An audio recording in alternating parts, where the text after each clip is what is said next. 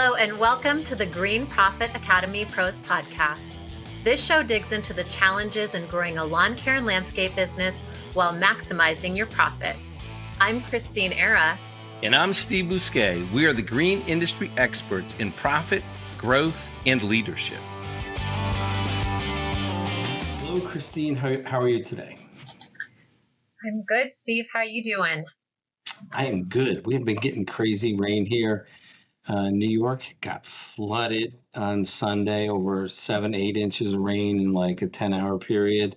But the skies are clearing up and hopefully everybody is going to be safe and all right. Yeah, sounds like you guys have been getting the rain that we've been getting all spring. And we've had some areas of Colorado that went through some flooding. And oddly enough, we're still getting rain, which is, not too common this time of year, at least the type of rain that we're getting. So it seems like Mother Nature is trying to balance herself out. Mother Nature has her own agenda. Absolutely. I know it's like right now it's July, middle of July when we're recording this, and to get that much rain, that's extreme. Yeah. We only get about 40 inches of rain in Connecticut a year. So to get 7 to 8 inches in one day, I mean, that's, 20% of annual rainfall in one day in July. Very well. Yeah. It's supposed to be beach season, Christine. It's It supposed is. to be picnics and parties and all the fun stuff, not this rain stuff.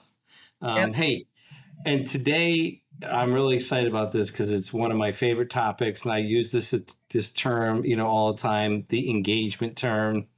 And so today's episode, we're going to explore team engagement, but not necessarily just team engagement, the team engagement hierarchy that creates team engagement. Yes. And I love this topic. I know this concept came from your strengths coaching, and which has been one of your favorite things to do this year and dive into and learn. And I love how the engagement hierarchy really gives you a path of understanding, like where are you at, and then what do you need to do next to create that engagement in your company, and maybe even like what are the few ingredients that you're missing. So I'm really excited to dive into this today. Yeah, and like Christine said, my Clifton Strength Coaching, I am a certified Gallup Clifton Strength Coach.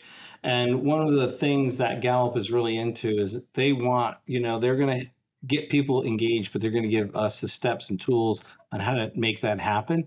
It's not just about, it's not a feel good kind of thing. It's actually, it's to create action steps and get people moving forward and hitting goals and moving their company and their lives forward.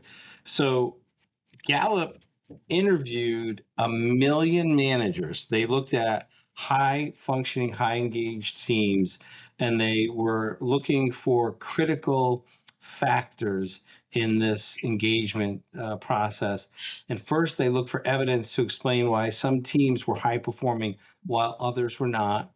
And then second, they looked at links that directly connected to key performance indicators, KPIs, or business outcomes. And third, they looked for items that were actionable, action steps at a very local level, a very humanistic level. And the goal was to find out what really mattered to employees, what mattered to our team members, and determine what employees, managers, and teams could control and influence. Nice. Yeah, I love reading the Gallup research newsletters that I get, and they talk about, where they're finding their data and how they're connecting the pieces. It's probably my strategic strength showing up to where I like to look at, well, what are they saying? And, what are the contributing factors to these? And when they interview 1 million managers, I mean, Gallup really does their research. They have psychologists, industrial psychologists, and they do their homework before they publish anything. And they've been doing this type of work for over 30 years. And there's been over 30 million people that have taken the Gallup's Clifton Strength Assessment. Now, it's not a test, it's an assessment to measure where people's talents and strengths lie. And they're basically looking at their top 5 as the main, and then also the next 5 to round out their top 10.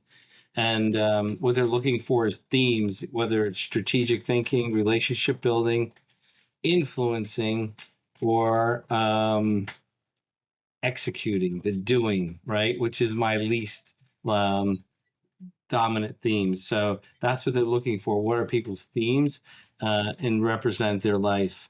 And but as managers, as leaders, and business owners, we need a tool to help engage our team, right? But it needs to be something that is actionable, something that's not so complicated that we can't do with it. So Gallup laid out basically the research revealed 12 elements that fit the criteria of highly engaged teams, and they identified them as the 12 elements of engagement. So there's only 12 elements of engagement that we really have to focus on. And if we really focus on these 12 elements, that's how we support our teams so they can be highly engaged teams. And I understand from the 12 elements, there's underlying elements of these that support how to ensure your employees and your teams can be successful. So they're basically identifying 12 of them and they're saying, this is what it looks like.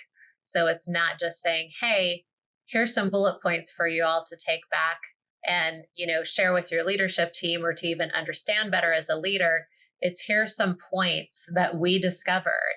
And these are the fundamentals of these points. So there's some supporting concepts and ideas and descriptions that go along with each of these points. There absolutely are. And the thing is, so when we're starting out 1 through 12, we have to meet 1 before we can move to number 2. We have to meet 1 and 2 before we can move to 3 and 4. So they really support and build upon each other. And that is really how when they laid it out. When I was doing this highly engaged team workshop, I'm certified in working with highly engaged teams. They were really making sure that we understood that you can't go from 1 to 12. It has to go 1, 2, 3, and wherever you stop, wherever there's not congruency or engagement at one of these levels we're going to go over, that's where you have to focus on. That's where you have to improve upon with your own strengths and talents and your team's strengths and talents before you can move to the next one. So they're pretty intentional about moving through this systematically, but our teams are going to move up and down through this depending on the project. So a lot of this is project based and goal based. We referred to the KPIs earlier. So one KPI, one key performance indicator or goal or project, you might get stuck on 7, or the next one you might get stuck on 3. So it's not like it doesn't cover everything in the entire organization. It really is based on the project and the strengths of the team. Okay. So to reveal the mystery, Steve, what are these 12 levels of engagement in the hierarchy? And then how are they used to support our team? So talk to us, what does this look like? Number 1, right? Number 1, I know what is expected of me at work. Or, our team knows what is expected of them. We know what is expected of us. So the number 1 engagement level is people know what is expected of them. And wouldn't that be awesome if we knew what was expected of us, from our bosses, our fellow employees, our spouses, our children. And, I shared for years, I could be angry at my family members because they weren't living up to the expectations that I had never shared with them. So, we have all these expectations of people at work, and that's where you see people get angry or disappointed, but they never fully shared those expectations. So fully sharing the expectations is the very first step. People know what is expected of them at work. Yeah, and that has to do with communication too, right? To where we're communicating, we're either communicating verbally, we're communicating in writing, we're putting job descriptions in place, we're putting, defining what are those goals and what are the action steps to reach those goals and who's responsible for them. So there could be many, I think, layers of knowing what's expected of me at work, but just starting off with the basic of what is my role and what am I responsible for and what is it that I'm supposed to do here at this company is just the very basic fabric of the I know what is expected of me at work. And milestones, or, and week one, you should be here. In week two, you should have this skill. In week three, you should be here on this project, or even during the day. By noon, you should be here. By three, you should be here, in progress and everything. And it's not micromanaging. It's just letting them know, hey, this is the pace I'm expecting you to set. This is the pace, the standard that we hold for the company. So it could be, those expectations can be like, broad, that we want you to understand what the company mission, vision, and purpose is, but also in your job when you're getting, we expect you to be safe. What does safe look like, right? It's protecting your ears, it's protecting your eyes, it's protecting your skin, it's protecting your coworkers. And, Right. it's putting tools away and making sure the work site is safe, and really defining that for people. And just going with that. So when do we have to let people know what we expect? Frequently and often. If someone says, well, I told them, and they say, well, when did you tell them? Well, last year I told them. That's, we need to remind people of what the expectations are, project by project and day by day. Yeah. Yep. All right. Number two is, so number one is, I know what is expected of me at work. Number two is, I have the materials and equipment and time I need to do my work right, which means I have the time to do it, and the equipment and resources to do my work at a quality level to meet what's expected of me. Number Yep. And that's definitely important because I think as leaders, we get out of the day to day and things can shift and change. So being aware of what our team needs as our company scales and grows is vital, in our process of being leaders and just showing up and connecting with our team members. And number two, really, I have materials and equipment I need in time to do my work right.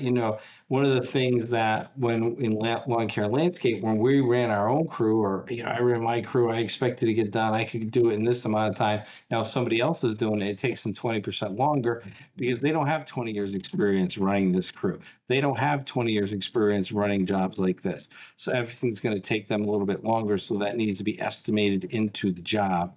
And so it just making sure they have, the time to do it instead of always cutting it so close. Either they're under pressure constantly, so they rush, the quality goes down, somebody gets hurt, the customers aren't happy, the team's not happy. So making sure that we give our team that time, material, and equipment to do that work right every day. And number three is, at work, I have the opportunity to do what I do best every day. What does that mean? Right? Giving somebody the opportunity to do what they do best every day. Yeah. And I think, for in my journey of discovering that as a leader with my team, is I had to identify, like, what are my team's strengths? What are their skills? What are they really good at? And that helped me gain some insight. And I think them as well, to where I could position them in their role and what they were contributing at the company to really do their best. And we continue to identify that. So, in our check-ins or our one-on-ones, we get feedback from our team of, what did you do today that you really loved? What are you working on or focusing on that really energizes you? So it helps us better understand as leaders, where can our people show up and what opportunities can we give them to do their best? And what are we already doing to contribute to that? So, and that's what's wonderful about the Gallup Clifton Strength Assessment. We have two people on our team. One is inbound calls, the other one does outbound calls. And when they took the Clifton Strength Assessment, they have in their top five communication, positivity, adaptability, winning others over. And they're literally in their perfect job. So they absolutely have all day the opportunity to do what they do best. And we have a landscape foreman who has strategic and restorative, like figuring things out and fixing things. And it's the perfect strength for running a landscape crew, because you have to figure all this stuff out, and there's grade changes, and you have to just work with stone and plants and really be innovative and strategic to get stuff done. So that really feeds their strengths. And we have salespeople who have high relationship buildings. skills. Empathy is number one with them, which you would think, empathy, how can they sell? But they just connect to people because they feel what other people feel, and they take that into consideration during the sales process. So that's kind of how it shows up at work. And you don't have to have a specific skill set to do answer phones or go on sales. It's just as long as you're allowing your talents and strengths to show up in that position. Yeah. And we've run into that, interestingly enough. I'll share a little bit of insight. Is we were trying to hire someone for a really long time as an administrative support person in our company. And we were looking at all these people based off of their past experience, in that area. And we ended up hiring somebody who didn't have a lot of experience, but had certain strengths. And they have done a phenomenal job doing way more than most of the people that we hired that were supposed to, have 5-10 years experience in that area doing administrative support. And just the way that this person showed up with their strengths without that experience, they've been running circles around the people that we put in that position in the past. So I think, creating those opportunities and understanding people based off their strengths and not necessarily maybe as much as their experience, they can show up and learn a lot faster if you put them in a role where their strengths can really thrive. And they show up with energy when they're in their role, with their strengths get to thrive. And they're not clock watching. The day goes by so fast when you're operating in your strengths. And if you're clock watching, you are not in your strengths. Yeah. You are not there. All right. Number 4, in the last 7 days, I have received recognition or praise for doing good work, right? So that old school mentality, that's their job. Why should I tell them they're doing a good job? Highly engaged teams, they have people on the team who do tell them that they're doing a good job. They do acknowledge them for that. And it doesn't always have to be from a boss, or it can be from their own team members acknowledging how they're doing their work, the quality, the speed, and helping them meet their key performance indicators. But it needs to be, basically scheduled in some way. And we know sometimes there'll be people that have the morning huddles. In the morning, they get together, they stretch or they talk, and they'll go, hey, does somebody want to recognize somebody for doing something this week? Mm-hmm. And that's a way to recognize people. And I think sometimes it means more if it comes from peers as opposed to always the boss. And, praise doesn't always have to be it's good or bad or you did a great job. It's just acknowledging, hey, I see you got that project done on time.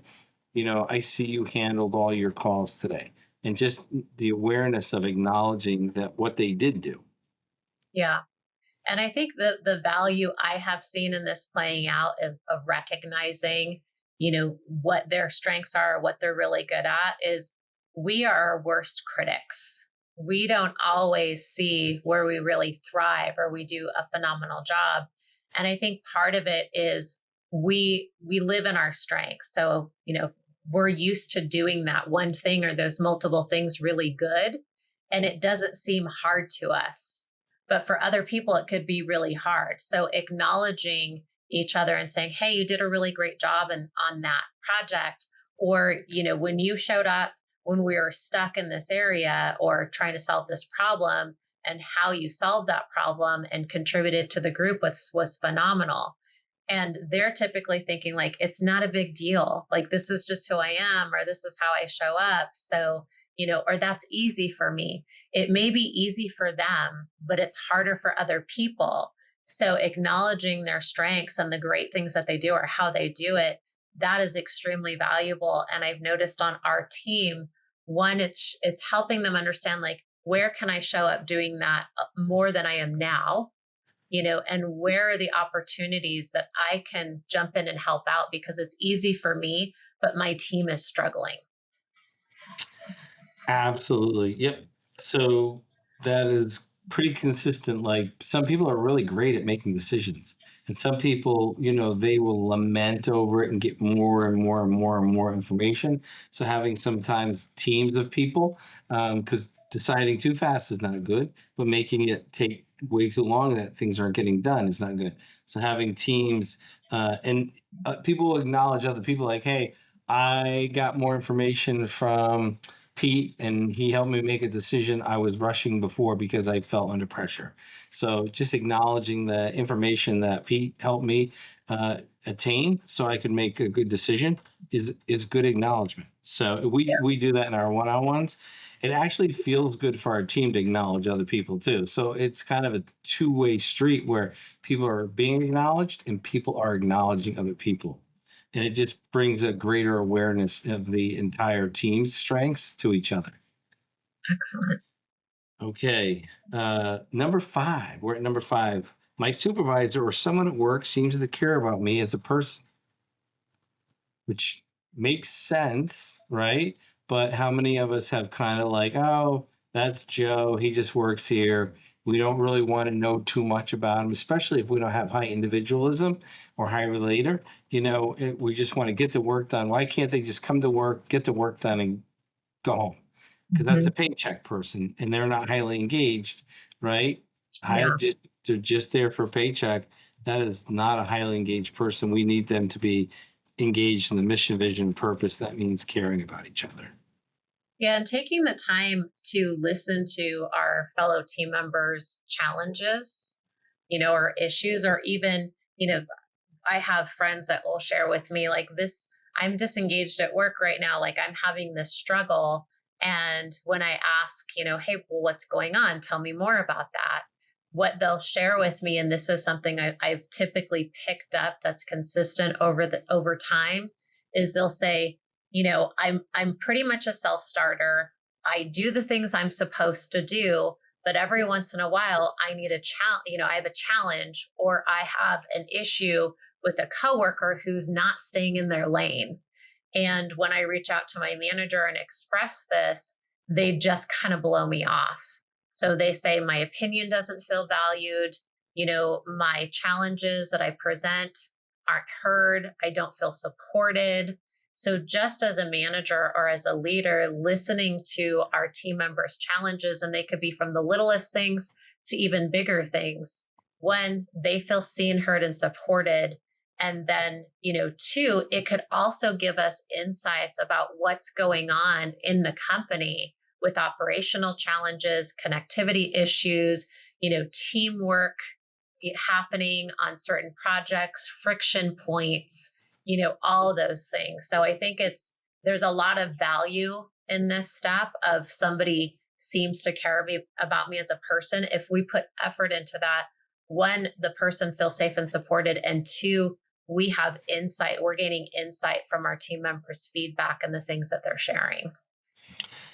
And a lot of times, the one-on-ones can really help people connect and learn more about people because they're sharing, a win and success in their personal life or at work, a challenge or issue, something that they're dealing with at work or at home. And you just get to know a little bit more about people. And so once, they're sharing these vulnerable things with you, it just increases that connection. And not that people are trying to use it as a way to get out of work. They're just like, hey, my mom's going through cancer and I, this is tough to watch her go through chemotherapy. And it's hard. And, I'm just trying to work and get through the day and go home. And, me and my wife go over and check on her to make sure she's okay. But I just want to let you know that's going on. You're like, okay, thanks for sharing that with me. They're not missing work. You're like, okay, if there's anything we can do, you just make sure that you're listening to them and you understand and you're hearing them. And that was an extreme case. Okay. So my supervisor, someone at work seems to care about me. 6 is there is someone at work who encourages my development. Yeah. So I know historically, Steve, you and I have invested about, I think we estimated 3 to 4% into our team's development of our top line revenue. So just to clarify, 3 to 4% of our top line revenue is reinvested back into our team's development. Which is a lot But it's also, people say, well, what if you do all that training and they quit? They leave and go work for another company. And it's that classic answer, well, what if I don't do any training and they stay? Yeah. Then what am I going to be left with? So, development is one of those things. It can put a little pressure on people that aren't used to being in a company that does a type of development. And we actually have 1,000-day development plan. And people hear that and they're like, what is that? Right. So it's about 3 years, a little less than 3 years. And, they go through the people map and the Clifton strength and leadership training and coach approach. And then they do, find your why. Simon Sinek finds your why. So it's over a period of time. But people who go through this, it's amazing how it brings people in my team together. And it's more about than just showing up and doing their job. It's like they're becoming more, they're becoming more at home, they're becoming more in their family, they're becoming more in the company, which means they're becoming more in the community. Yeah. Yeah. And we sit down and we have with our onboarding process with our team, we have conversations, in our scheduled onboarding check-ins.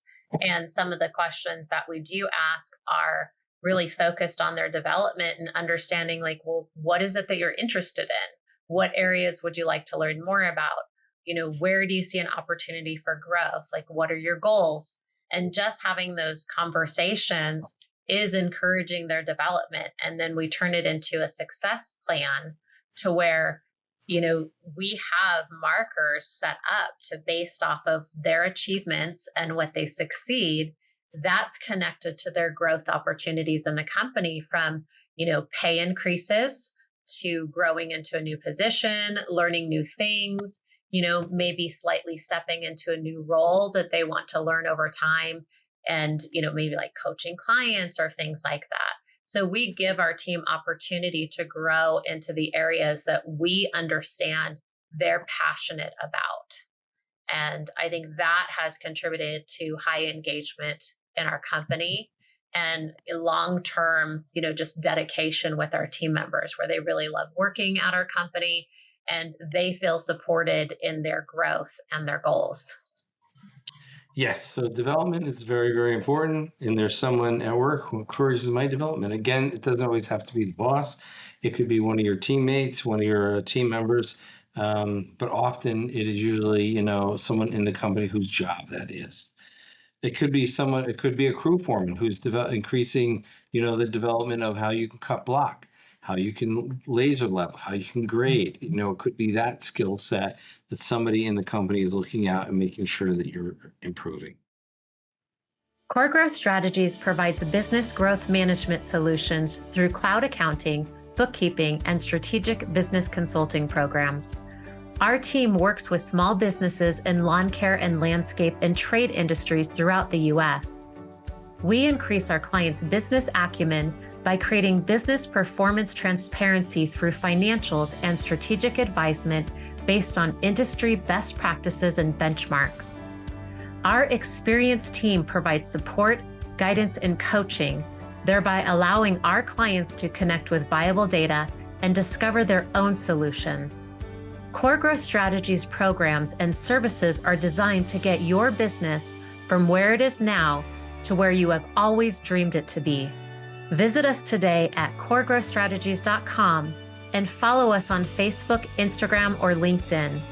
Don't miss our exclusive limited time podcast special. Just mention promo code GPA Pro to any member of our team during your complimentary consultation or enter the promo code on our site when you sign up for one of our online programs. That's promo code GPA Pro. Number 7, at work, my opinion seems to count. So super important, right? Nobody doesn't want not to be listened to. Yeah. And this is one of the topics I really love because, everybody who knows me knows that if I have something to say, I will say it. And I think that's something that we've nurtured in our team culture too, to where I am super dependent on my team to give me feedback. Like I've hired some pretty savvy, smart people over the years, and they have contributed to how our company's structured, some of the policies, the processes that we have in place, and we've just kind of opened up that conversation always to where, one of our values that we kind of live by is see something, say something.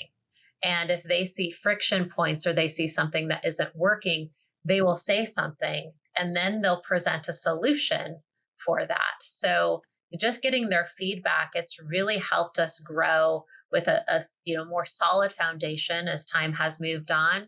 And our team members also feel like they own things in the business, like they own their role, their responsibilities, certain processes and policies. So they really step into that. And there's a lot of care that I see because we have valued their opinions and their feedback. Yeah, I mean, people, when you get their opinion, you get buy-in, right? If you ask for their help, you get buy-in. If it's always top down, they're like, oh boy, here comes this again, and they're just kind of, you don't get the buy-in. And Right. we really want their opinions to matter and count. And they're working in the field and they're working, in the business. They see things, they have really good ideas and data. I mean, and a lot of times with Gallup Clifton Strength, you see that people look at things from their strength. So they're going to miss certain things because we're all looking at things from our strengths. Even though we think we see everything, we really see about 80%. And then we need other people's strength to help us see the whole picture. And then those are the people we need to listen to. I've said, I'm sure maybe I'm not the only person who said, I should have listened to, I should have listened to so and so. I should have took their advice, at least part of it, because I was only listening to myself and only getting it from my point of view. So making sure that our team members are heard and that their opinion really counts is crucial. And interestingly, that's a common point. Most companies can get up to 7, and that is where when you, as a boss, I think, oh, I'm listening to people. But when we interview people and we do their Q12, their question 12 on this, that I'm being listened to is often where the breakage comes, or that's where people have to like reinitiate, re-engage, and really listen to their team. Mm-hmm. Yeah. Number 8, the mission or purpose of my company makes me feel my job is important. And we've been talking about mission, vision, and purpose. So especially Gen Zs and Gen Ys, they want meaningful things. It's not just about the paycheck. They want to belong to something that's bigger than them, that is making an impact on their community or the world. Yeah, the other thing I like about this is, one, as a pumpkin plan strategist, I am helping companies all the time work through their mission, vision, purpose, and their immutable laws. And Steve, we even developed a workshop, our business accelerator, Kickstarter workshop, which puts that foundation under so many businesses, because you would be surprised how many companies out there do not have their mission, vision, purpose, and immutable laws defined. And it really is the foundation of the business. It's the fabric of the company. And if we don't know what that is as business owners or leaders, we can't communicate it to our managers or our emerging leaders. So if we can't communicate it, how do we expect them to clearly define and communicate it and be strong leaders and get those, the buy-in in the company? Yeah, if it's not clear, and it has to be honest and authentic. I kind of pick on some corporate missions like we're here to be the best in the world and overachieve every experience our customers have ever had and exceed any expectation ever in existence of the universe. And that doesn't, I guess it's very meaningful to somebody, but it's not overly specific. Like, how do you achieve, how do you over deliver? What does your everyday look like? Like, how are you doing that? And what does over delivering mean, or exceeding expectations look like in a very measurable way? And I don't know if that's very moving to some people, but missions really need to be clear, precise, and meaningful. And purpose as well. I mean, our purpose for our company, and I got this really from part of my own purpose, but listening to people on the phone. And nothing's ever perfect in landscaping. Nothing's ever done. Nothing's finished really, because you put it in. Okay, the job is done, but the plants are growing now, and they can have challenges, right? So they need water, they need pruning, they need fertilizing. There's a windstorm. I mean, there's all kinds of things. So, our purpose for our company is to encourage and to motivate people to continue forward regardless of the challenges. So we learn and grow in relationships that are mutually fulfilling. So that's what my team does all day. Hello, Mrs. Jones. Okay, your lawn is dry. Okay, I'm going to encourage and motivate you to water it, right? And so that your lawn is going to look better. And now, it's not just mutually beneficial, it's mutually fulfilling. So we helped out somebody and then they have the green lawn that they wanted. So it's not always transactional where you pay me and I deliver this thing. It's I'm going to help you and you're going to help us. So it's all day. My team is really, that's kind of what they're doing all day. And the purpose of that to motivate and encourage people to continue forward regardless of the challenges, whether it's a drought, whether it's a flood, whether it's a cold winter or a not cold winter, that's the mission. So it's infinite. It's not a finite. There's never a there in that purpose. And I think too that when people have purpose and they're passionate about their job and they feel that their work is important and it's contributing, to the team, it's contributing to this overall drive, then work doesn't seem like work. So they're showing up and the day goes by quickly, or it's something they look forward to, or they go on vacation and they kind of miss some of that, collaboration and that connection that they have at work. So I know that one of the things, that I learned recently was living wholeheartedly. Purpose is tied to that. Like what we do has a purpose and it's fulfilling to us. And that's part of, just showing up and being your authentic self and being wholehearted. That contributes to that feeling as a person and as a team member and someone who is valued and appreciated. And absolutely. And that's really, when you have a powerful purpose, it can go outside the company. It can go home with you and be meaningful. It can go in your community and be meaningful. You can encourage and motivate people in your family to encourage, right? To motivate them to continue forward regardless of the challenges. So it's not just transactional with your children or your spouse. It's mutual fulfilling. As they become more, you become more in the relationship. So to have a purpose that expands beyond the business that's when when you have a legit purpose. And I did work on my purpose for a while and was strategic about it. So it wasn't something I copied off of a billboard or a greeting card. Let's see, number 9, my team members and fellow employees are committed to doing quality work. So they're committed to doing quality work. Yeah. And this is, I feel, such an important point because, as businesses scale and grow, one of the biggest concerns that I hear from the owners is, how is somebody else going to do this work at the level that I do it? Is it going to be done the same? If I give this away, what is it going to look like? Because I don't think it's going to look like the way, how I make it look. So I think this is a really important point. Like, how do you get to that point to your team members doing quality work and even at the level that you would do it?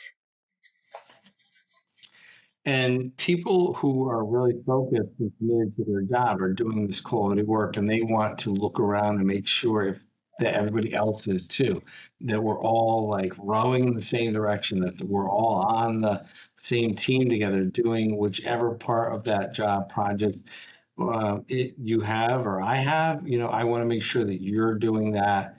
I'm doing the quality work, and that's really important. So number 8 is an interesting one because it can be committed to doing the quality work is the biggest thing. So it's not this project, it's all the time. It's an attitude, it's a philosophy. It's not just, and that could literally mean picking a piece of paper up in a parking lot, a piece of garbage in the parking lot, instead of just watching it blow around, because it's part of the whole company. They're committed to the whole project, the whole team, the whole company. Yeah, and I think if you're having challenges, the way that this hierarchy works, if you're having challenges with your team member or your fellow employees producing that quality work or being committed to it, then you can easily look back at the prior steps and say, is my mission and purpose of the company making them feel important? Do they understand it? Is it being communicated? Are we listening to our team members? So you can just reverse back down the list and go through 8, 7, 6, 5, 4 and see where one isn't strong. And that's going to help the other hierarchy here in this phase get stronger, and to where you're getting more of a buy-in from your team. They're looking at, what are they doing? How are they showing up? But it helps you identify, like, what's that gap? Like, what isn't going right here? What are we not doing and how can we fix it? That puts a lot of responsibility on the owner and the manager, because, shut up, get in the truck, or start weed whacking. I'll tell you when you're going to take a break. If that's kind of the management style, old school, that's not the 12-step. But if you want the most highly engaged teams, this is how to do it. And like Christine said, if you're not getting the quality work, go back through 1 through 7 and see where it's not being met and address that, then move on to the next thing. Because if it's not the person you're dealing with right now, it's going to be another person. And companies that have really high turnover, typically, you can quickly find out why they have the high turnover when you address 1 through 2. 1 and 2, if they don't know the expectations, they're not given the time, tools, and material to do their job, that typically leads to high turnover. But if they make it past that and they're not doing 3 through 6, that's the next turnover rate. So if you're not getting the quality that you want, go back and go through the steps and interview the person and see where you're not meeting their needs. All right, Way number 10. easier to keep people and train them, especially if they're stuck on number 9, to move them closer to 12 than it is to start a whole new person. Number 10, I have a best friend at work. So I have a best friend at work. This doesn't mean the best friend of your life, the best friend of your whole world. This means at work, I have a best friend. And Gallup, not a good friend. Gallup was very specific about a best friend. Like, there's one person, I have their back, they have my back. Yeah, and I think that's a good point, because this is where I found the most confusion on this topic with number 10 is I have a best friend at work.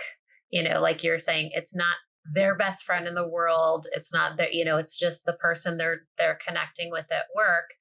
And, one of our team members was listening to one of our workshops that we gave Steve on this very topic.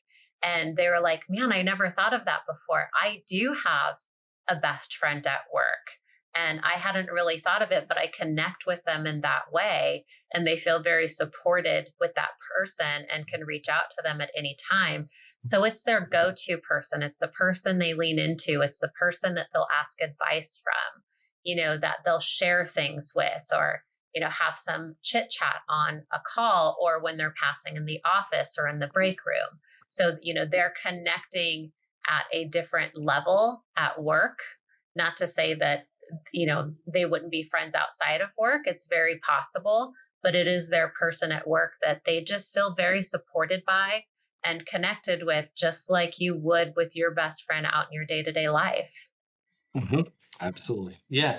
And you have a best friend at work that you confide in if something's going right or something's going wrong. If you have a challenge at work, that's the person you say, hey, how do you do this? I can't get this to work for whatever reason. And they don't go, what's wrong with you? Why are you so stupid? They go, oh, hey, you know what? Just let me show you this one time. And then if you, practice, and then if you get stuck again, let me know. They know who to call to get the help. So if they can't help you, they know who to call to get the help. And it's so vital. People, if you get all the way to 10 and you have a best friend at work, that's when you have the least amount of turnover, because people don't want to leave their best friend at work. They don't want to be the person that takes off on their best friend. That's when you get really high retention rates, really high execution and production from your team when they have a best friend at work. All right. Number 11, in the last 6 months, someone at work has talked to me about my progress.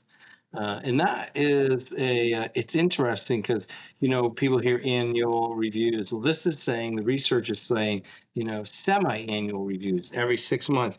And it doesn't have to be tied to pay. It doesn't have to be tied to raises. It can be just a conversation about the progress. 6 months ago, your skill levels were here. This is how long it took you to do the job. Now, 6 months later, your skill level's here, and this is how long it's taking you to do the job. Yeah. So just some basic measurables are really good with that. We have a couple different tools that we utilize for this because it can be, challenging. One of the ones that we use is a platform called 15.5, which really supports team engagement. And they have used a lot of, these concepts to implement into their software. And we'll just have little kind of things to where they check in and they're like, this is where I'm at. This is how I'm doing. The nice thing is it does build that annual review, but it's helping us track the progress along the way and acknowledge them, for those milestones that they're making kind of on that quarterly, it could be monthly basis, depending on the project, or even on a quarterly basis. So we're kind of saying like, hey, this is where you were at. This is where you're going. This is your achievement so far, good job. Or it gives you the opportunity to talk about maybe where they're not making as much strong progress and understanding why, but we're still connecting with them and we're talking about their progress, or we're talking about, hey, what's the challenge for you here with this progress or what's going on with it? But we're still showing up, letting them know that we care and that, we're watching, that they're a huge contributor to the company, no matter what role that they have. Yeah, they just really want to get some feedback and know that they're part of the team and know that you care. It's Yeah. really a big thing. It's not about 6 month raises. It's really about, hey, they want some acknowledgement, whether it's, good or bad. They want input. They want to know where they stand, and they want to know that they're contributing to a team. They really do. All right, number 12. This last year, I have had opportunities to work at work to learn and grow. So at work, I've had opportunities to learn and grow. And that doesn't always have to be through courses, but typically, classes, courses, seminars, webinars, books, even where it could be skill based, it could be intellectually based, executing based, sales training. They've had some way to increase their skills and knowledge. Yeah, it could even be, and I'll give this up as an example because we have this happening in our company right now. It could be the opportunity to work with somebody who's far more experienced on a project that they're interested in learning about. So if you have a lower person who doesn't have quite the skill set yet, but they're working towards that, teaming them up with somebody who has kind of mastered it or they're at a higher level and they can shadow them or work shoulder to shoulder on a project with them and have tasks delegated to them, that's an opportunity to learn and grow as well.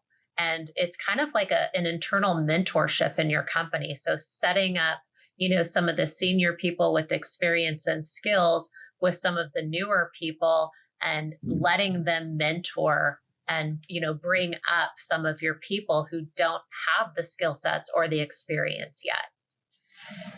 Yeah, and that learn and grow could mean a lot of things to different people. It could be learning how to run a new machine, learning how to do a new process, learning how to do bank balances, learning how to slice seed, learning how to aerate or spray. It could be working with like a more maturely developed person with the skill set of something to learn how they do certain things. So it could mean different things to different people, and really paying attention to that and honoring kind of what that person needs. Now, sometimes you can I've had I've overwhelmed people. It's like, hey, take this course, that course. And it's just like, all right, slow down. Let's do one course at a time. And then let's roll it out and see how they do and roll it back in. We'll review it.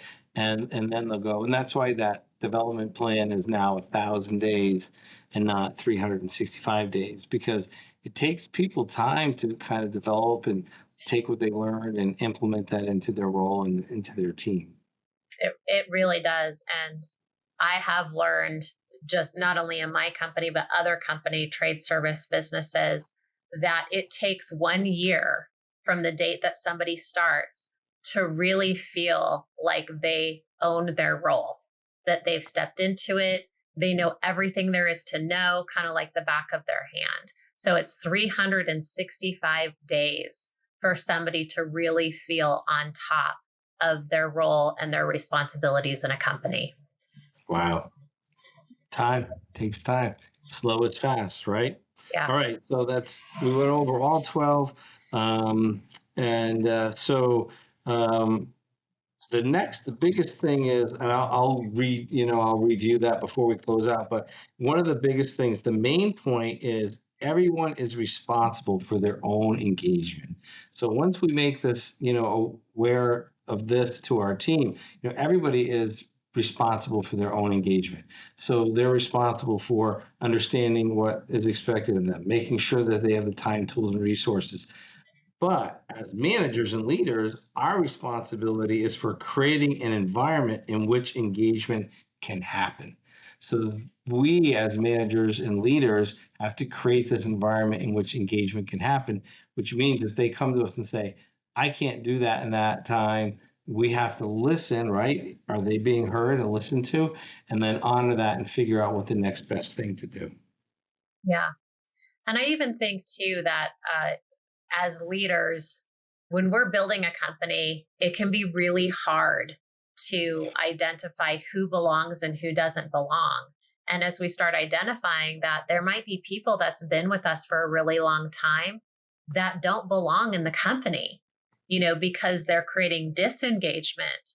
And as when it comes to our responsibility for creating that environment, we need to be aware of what hard decisions we may need to make in order to create that environment.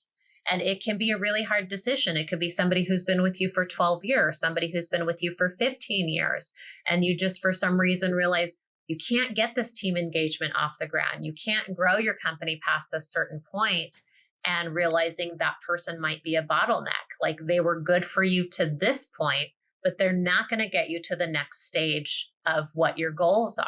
They got you here, but they're not going to get you there. So I think part of our responsibility as leaders and managers is to make the tough decisions and be open to raise our awareness about what we have to change and what are going to be some of the tough decisions we have to make in order to create that environment where engagement can happen.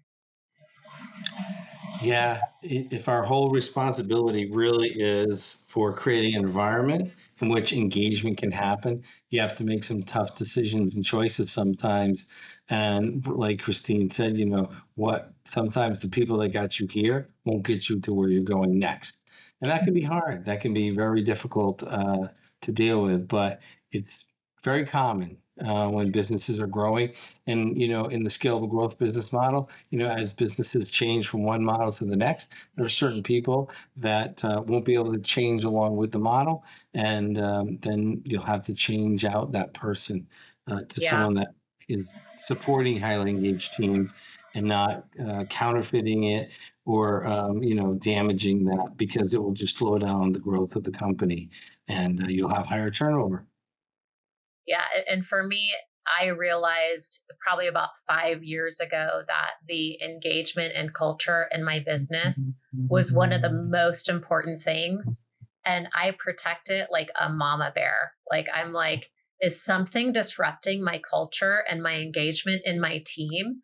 And I just start sniffing it out and, looking and making sure I understand the whole situation, and I will fix it. And that's one of the things that my team has given me feedback on, is how quickly I will respond to dysfunction in our culture or our engagement. And, it's like, I look at it like that's the baby of the company and we have to protect it at all cost. Yeah. Engagement and these are the 12 elements of engagement. So let's just review real quick about the 12 elements of engagement. Our one is I know what is expected of me at work. 2 is I have the material and equipment I need to do my work right. 3 is at work I have an opportunity to do what I do best every day. Number 4 is in the last 7 days I have received recognition or praise for doing good work. Number 5 is my supervisor or someone at work seems to care about me as a person. Number 6 is there is someone at work who encourages my development. Number 7, at work, my opinion seems to count. 8 is the mission or purpose of my company makes me feel my job is important. And 9, my team members and fellow employees are committed to doing quality work. 10 is I have a best friend at work. Number 11 is in the last 6 months, someone at work has talked to me about my progress.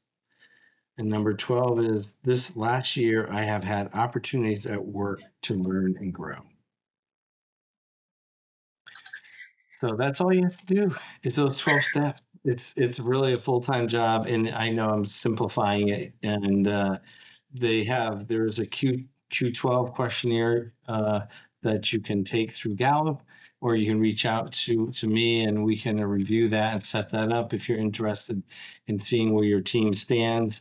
And also, if you're interested in taking the Gallup Clifton Strength, we have a program set up for that. You can either do it individually or you can do it with you and your team. Yeah. And where you want to start with this is you want to start by choosing one of the 12 elements that you will take action on. So going through the list, kind of like a checklist, identifying, is this where we're at? Is this done? And really be honest with yourself, because if you're not, you're going to find that you're going to have to go back and what you're trying to change and implement isn't going to work. So you definitely need step 1 in place in order for step 2 to be there, and step 2 in order for step 3. And you may find that there might be some of these elements where, yes, you kind of have that in, but there's a reason why you only kind of have that step in place. And it's because something is missing in your ladder, for these 12 elements of engagement. So make sure you take a look at the list. We'll include some links in the show notes for you to contact us and to find, some more information on the 12 elements of engagement. And definitely just start by choosing one and focusing on that and being curious. One at a time. Slow is fast. All right, Christine, that was a great show. Thank you, everyone, for joining us. And we look forward to you joining us on the next podcast. Yeah. And don't forget to subscribe to our podcast if you haven't yet. And we'll be back with another episode next week. Yeah, subscribe. Thanks. Thanks for listening to the Green Profit Academy Pros Podcast, the show that digs into the challenges of growing a lawn care and landscape business while maximizing your profit.